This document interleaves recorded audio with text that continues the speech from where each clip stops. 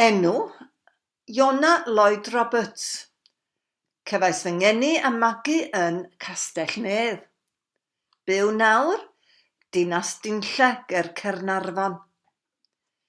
Gwaith, hyfforddwraig ffitrwydd. Dwi'n cynnig sesiynau 1 i 1 a grwpiau bach yn ogystal â dosbarthiadau mwy. Ers y cyfnod clo cyntaf, mae llawer o'r rhain bellach yn cael ei dysgu trwy Zoom, sy'n boblogaidd iawn. Dwi hefyd yn therapydd clinigol cymwysedig ac yn trin cleifion i'w hadfer yn dilyn anafiadau, cyflyrau corfforol neu ddamweiniau. Pwy a beth wnaeth ddylanwadu arnoch chi fynd i'r maes arbennig yma? Dwi'n hollol angerddol am iechyd a ffitrwydd, ac mae ymarfer corff wedi bod yn rhan ganolog o fy mywyd ers pan o'n i'n 4 oed. Dwi wedi cystadlu ar ran Cymru mewn gymnasteg, dawns ac aerobics ac wedi dysgu nifer o sgwadiau cenedlaethol. Felly roedd o'n drywydd hollol naturiol i mi ei ddilyn. Roedd dad yn ffisiotherapydd a mam yn brif nyrs, a does na ddim os nag oni bai fod hynny wedi dylanwadu arnai o ran fy ddiddordeb mewn anatomi'r corff a therapi clinigol. Pa swydd ar wahân i'ch swydd bresennol fasach chi'n hoffi ei gwneud? Dim un. Faswn i ddim yn gallu dychmygu gweithio mewn unrhyw faes arall. Eich prif ddiddordeb? Cadw'n ffit ac iach a helpu pobl eraill i wneud yr un fath, yn feddyliol a chorfforol.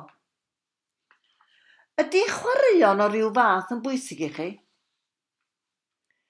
Yn amlwg, mae pob math o ymarfer corff yn bwysig iawn i mi, ac mae'r dosbarthiadau dwi'n eu cynnal yn cynnwys ymarferion sy'n dod â sawl disgyblaeth ym myd chwaraeon.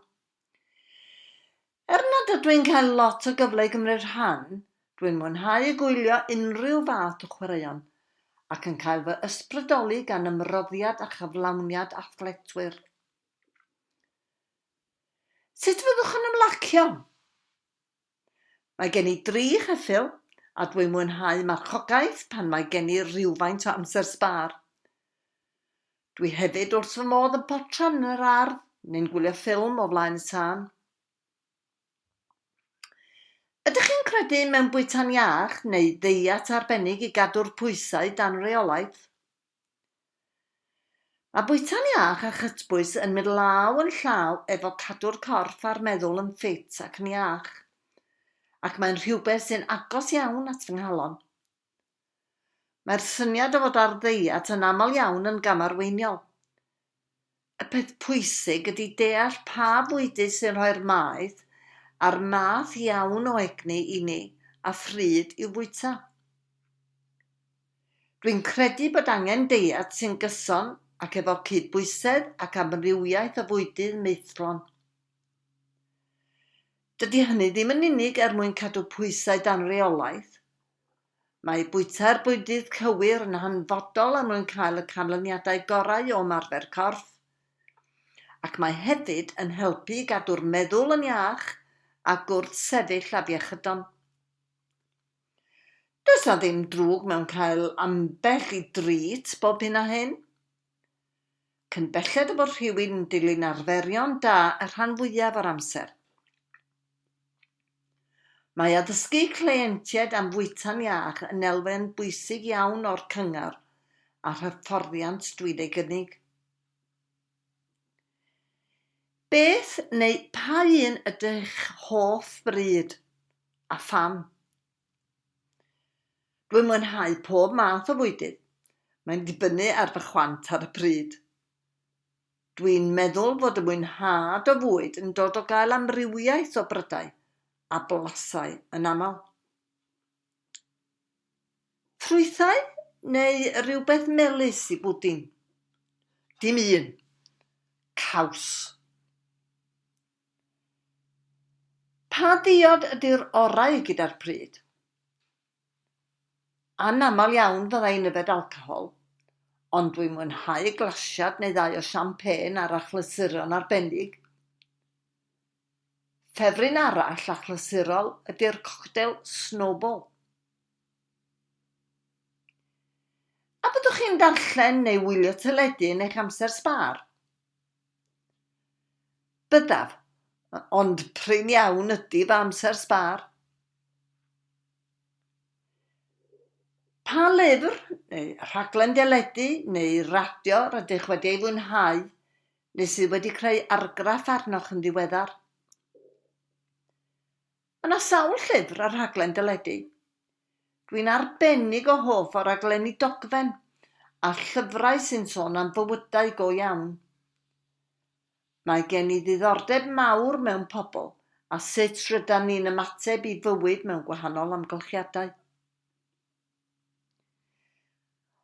Hoff raglen teledu. Mae Vicar of Dibley yn un o fy hoff gyfresu erioed. Ydy gwyliau'n bwysig i chi? Dwi'n lwcus iawn mod i'n mwynhau fy ngwaith gymaint, felly dydy cael gwyliau ddim mor hanfodol i mi ag ydi o i rai.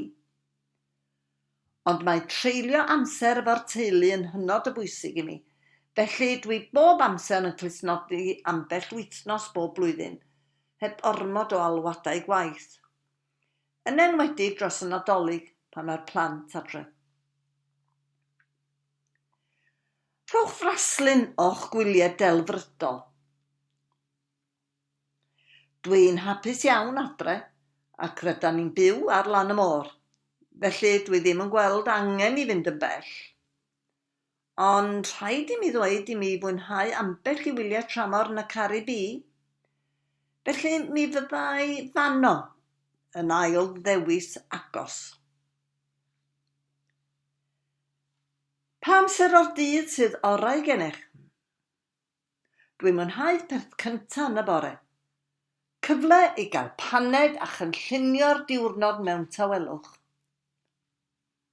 Wedi dweud hynny, dwi'n mwynhau bywyd yn ei gyfanrwydd, felly'n gwneud y mwyaf o bob rhan o'r dydd. Beth yw eich syniad o hapusrwydd?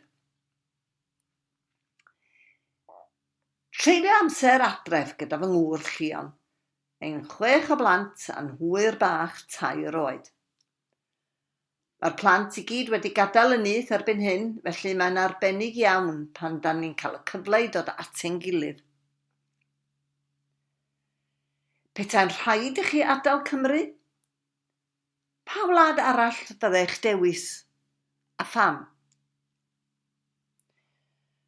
Dwi'n hapus iawn fy myd lle rydw i, ond mi faswn wrth fy modd yn gweld a phrofi bywyd yn Japan, gan fod y diwylliant yno mor wahanol. Ond go brin y byddai'n symud i un man.